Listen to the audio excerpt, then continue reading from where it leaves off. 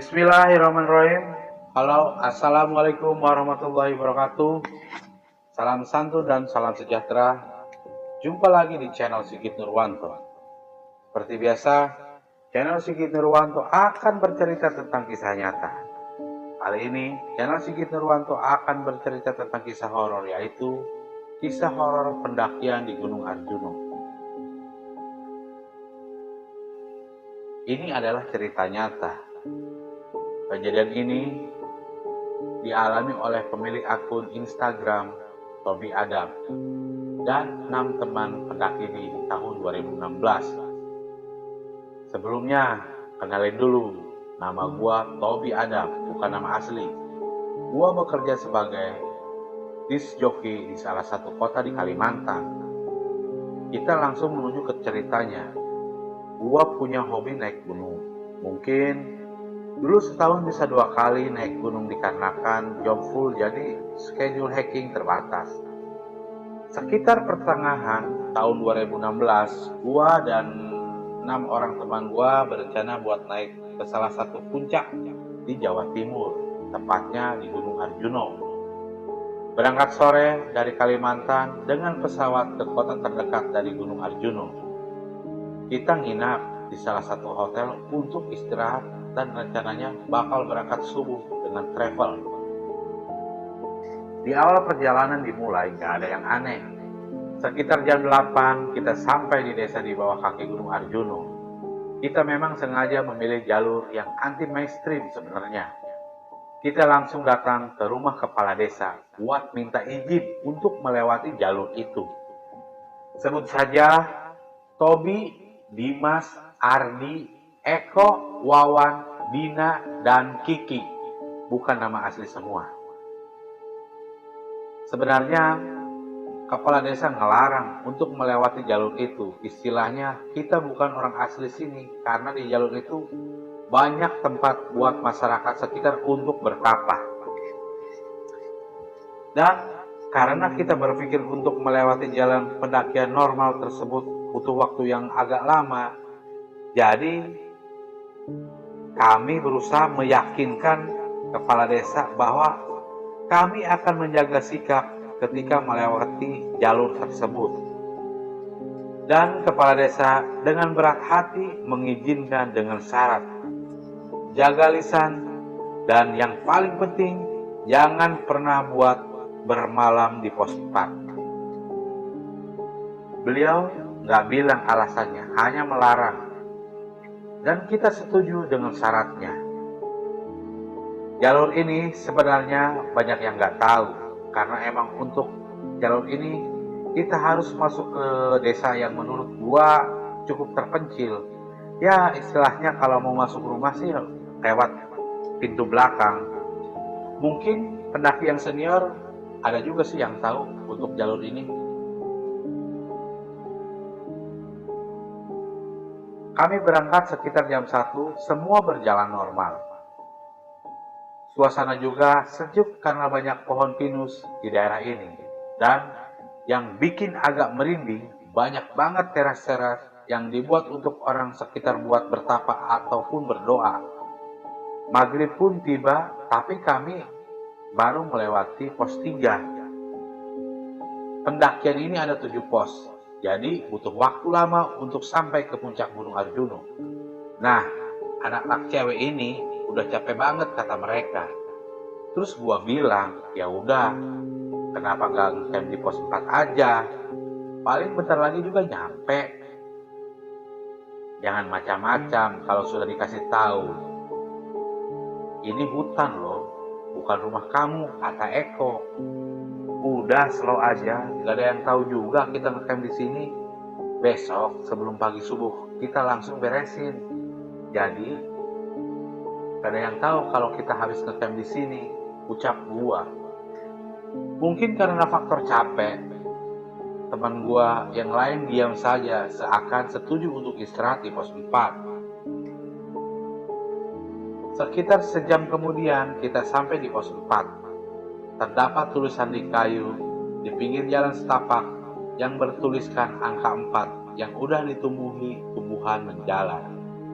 Pikir gua, karena di sini jarang ada yang lewat, makanya jadi nggak terawat. Dan di situ terdapat pos yang bentuknya seperti pos ronda untuk istirahat sementara.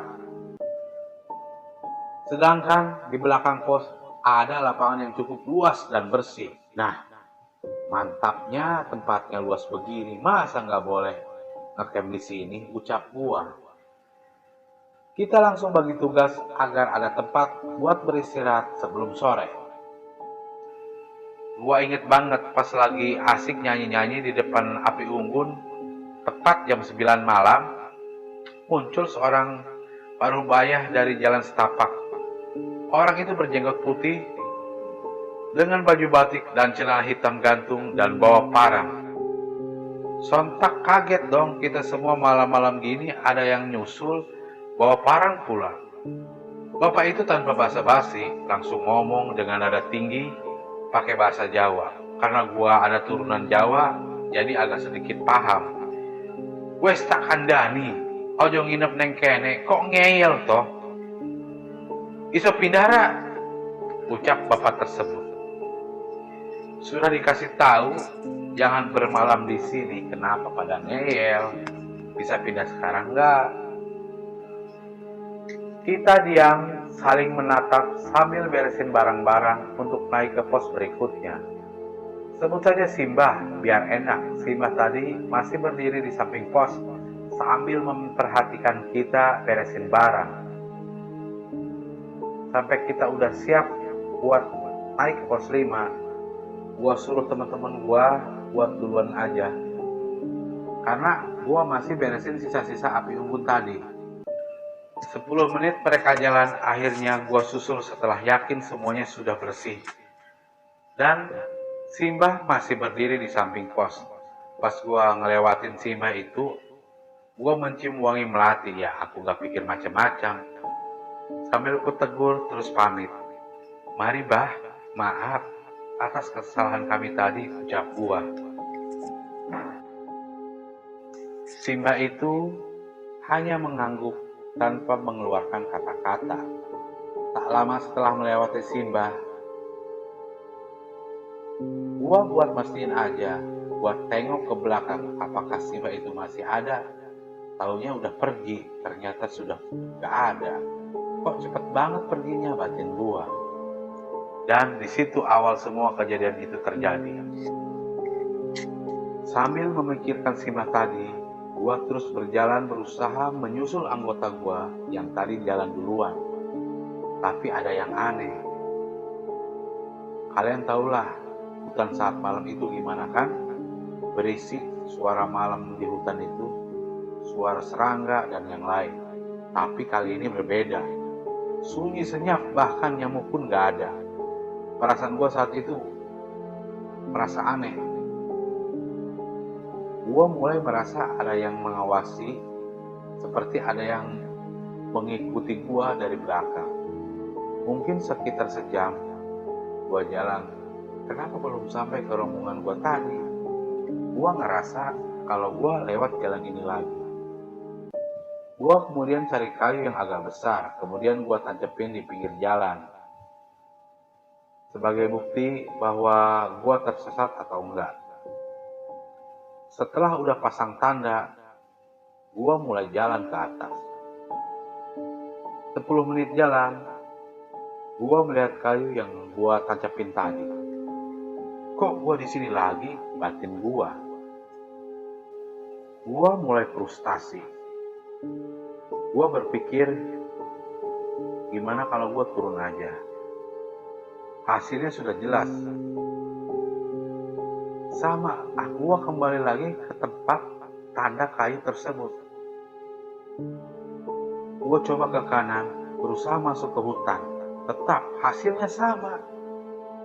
Begitupun sebaliknya. Gua selalu kembali ke tempat yang sama. Muncul pikiran panik. Gua yakin gua disembunyikan. Tapi gua salah apa? Apakah gua ngecamp di pos 4? Kenapa cuma gua aja yang disembunyikan? Banyak pertanyaan yang muncul di kepala gua. Gua putus asa dan gua lelah karena gua sudah bolak-balik nggak nemuin jalan juga. Akhirnya gua duduk di tempat simpangan yang gua buat tanda tersebut. Nengok kanan kiri, depan belakang, tiba-tiba dari pohon-pohon sekitar, gua merasa ada yang memperhatikan. Banyak banget, pokoknya gua ngerasa begitu. Cuma gua nggak lihat sosoknya seperti apa. Terus kemudian dari bawah gunung muncul sekelompok orang yang menggunakan pakaian kerajaan sambil membawa tombak dan obor sekitar 10-15 orang. Mereka lewat di jalan setapak di samping gua. Aku memanggil mereka tanpa jawaban. Mereka berhenti kemudian menoleh terus jalan lagi. Gua berpikir apakah gua udah mati? Tapi siapa mereka? Kenapa masih ada orang-orang yang memakai seragam kerajaan seperti itu? Gua cuma bisa berdoa agar segera ada pertolongan datang menghampiri. Kemudian gua tertidur di samping jalan setapak itu karena gak tahu lagi harus berbuat apa. Tiba-tiba gua terbangun di tengah keramaian. Akhirnya gua selamat batin gua. Gua terbangun dan mencoba berdiri di tengah pasar malam. Masih dalam keadaan bingung.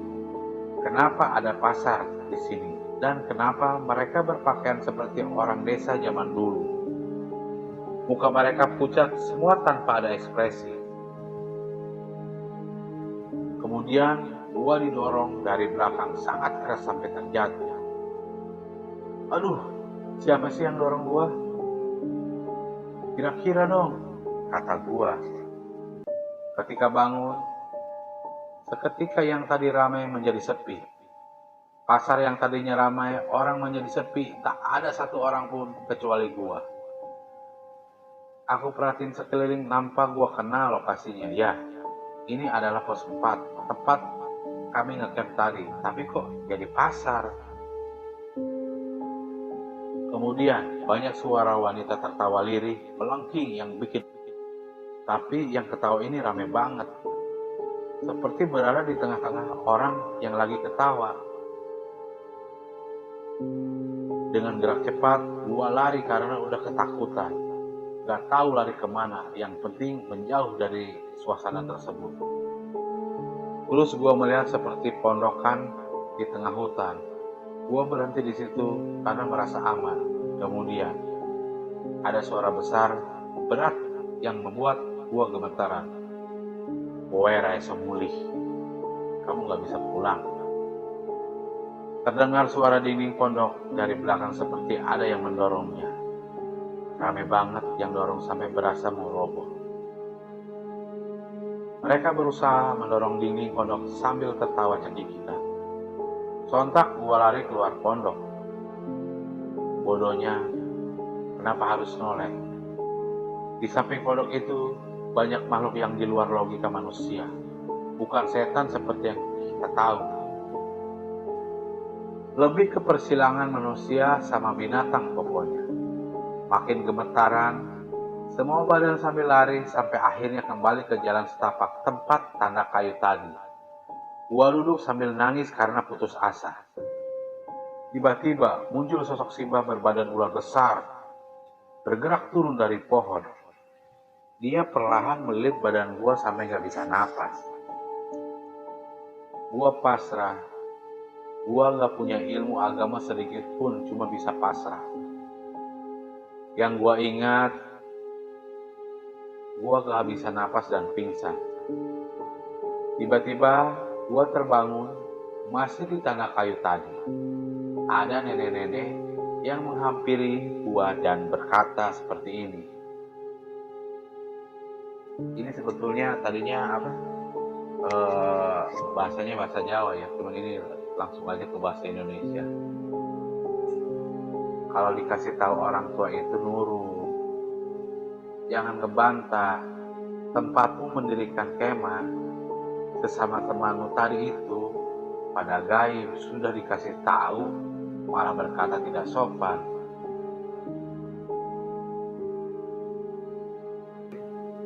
Mbah lihat kamu seperti mirip cucuku. Aku bakal bantu kamu keluar dari sini. Ingat, ini bukan rumahmu. Jadi, jaga lisan dan sikapmu. Pergilah kamu cari sumber air, kemudian kamu berwudu, lalu pergi. Gua hanya bisa mengangguk, kemudian ada suara dari kaki gua. Gua menoleh ke kiri, tiba-tiba nenek itu sudah nggak ada. Gak tahu kenapa, tiba-tiba gua mendengar suara percikan air. Ada sungai kecil mirip parit di belakang pohon besar. Gua langsung berwudu di sana.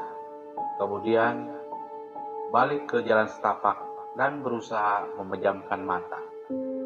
Akhirnya gua tidur. Belum lama tidur, gua ngerasa ada yang ngebangunin gua. Benar saja, saat gua bangun, sudah banyak keluarga dan 6 teman-teman gua yang ternyata sudah 3 hari mencari gua. Malam yang kurasa singkat ternyata sudah 3 hari. Mereka menemukan gua tidur di samping jalan setapak. Padahal mereka naik turun gunung lewat situ tanpa ada lihat gua. Baru sore ini ketika mereka mau turun, baru ngeliat gua tidur di samping jalan. Alhamdulillah gua selamat. Saran buat teman-teman, khususnya bagi pendaki, untuk selalu jaga lisan dan sikap kalian. Percaya atau enggak, tetap saling menghormati karena kita hidup berdampingan.